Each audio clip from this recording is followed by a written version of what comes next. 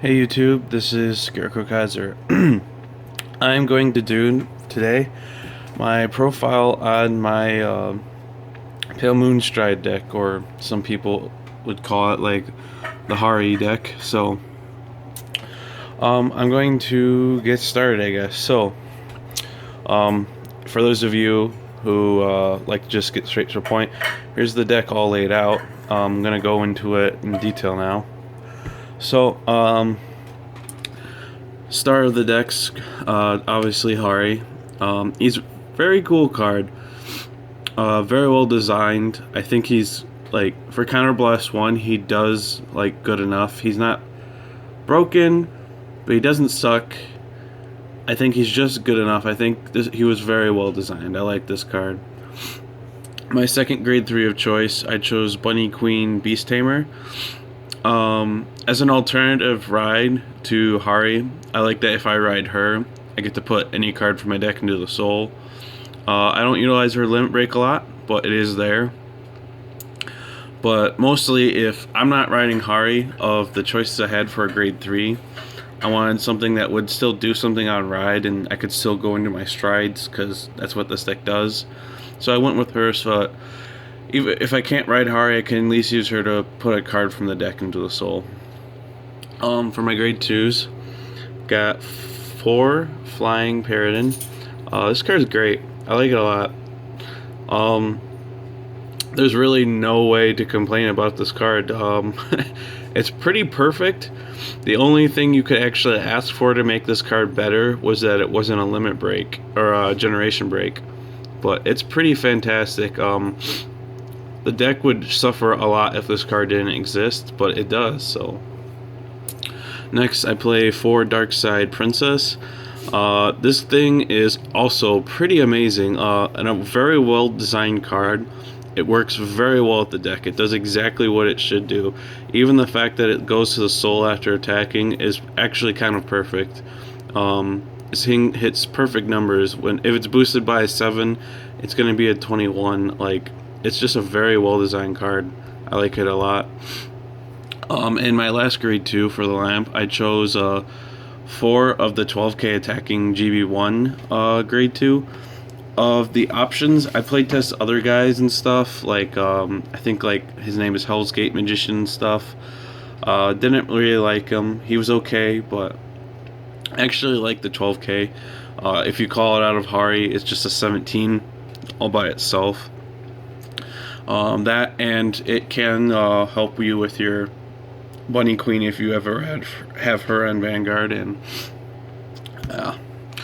like you would want to, in theory, have something that isn't generation break, so you don't get stuck when you're not able to get your strides off and stuff.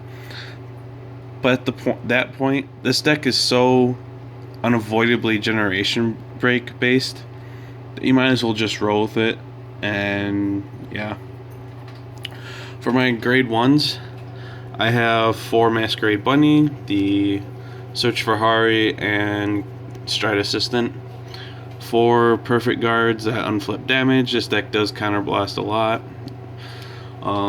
4 Purple Trapeze. I'm running 4 of it because most Pale Moon decks I've ever run before, I didn't like running 3. But in this deck, 4 is working pretty good. Makes it more likely to get soul charged. And unlike other Pale Moon decks I've played before, I don't mind drawing this card and just playing it. Before, I felt like it was kind of cloggy, but in this build, I think it works pretty well actually. This deck can combo off of her a little bit better than other decks in the past have. And for my last grade 1, I'm playing 2 Insanely Sweet Clowns.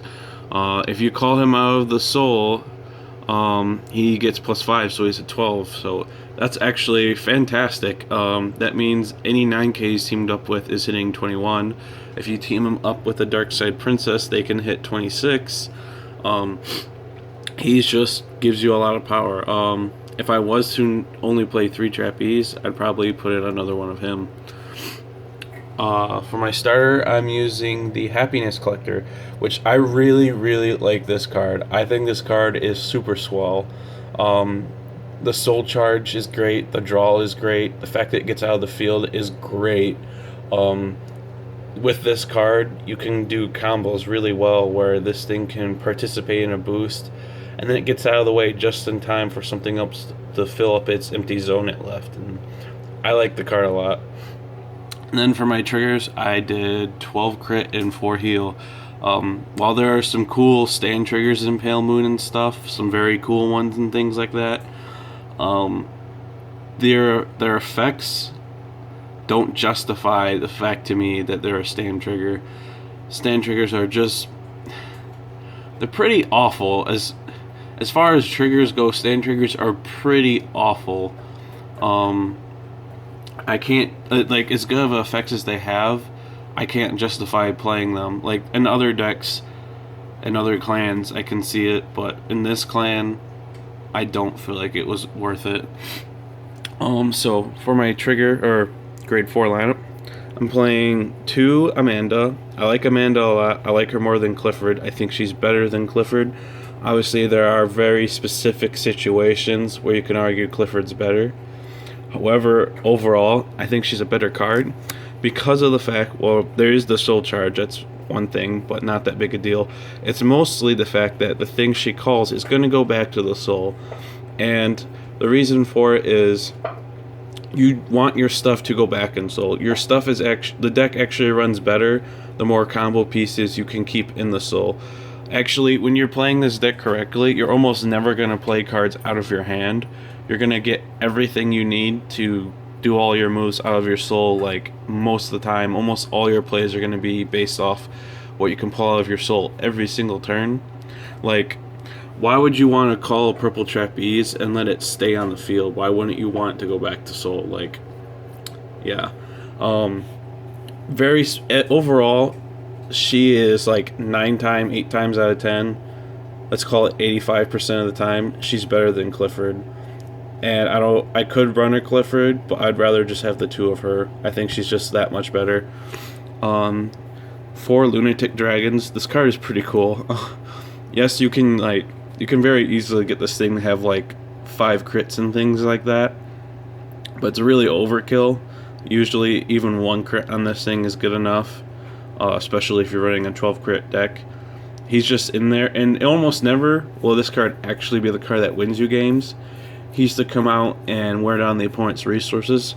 Same thing with Amanda. Her effect, as I have talked about, is better than Clifford, but she almost never gets to go off either. The way the deck actually plays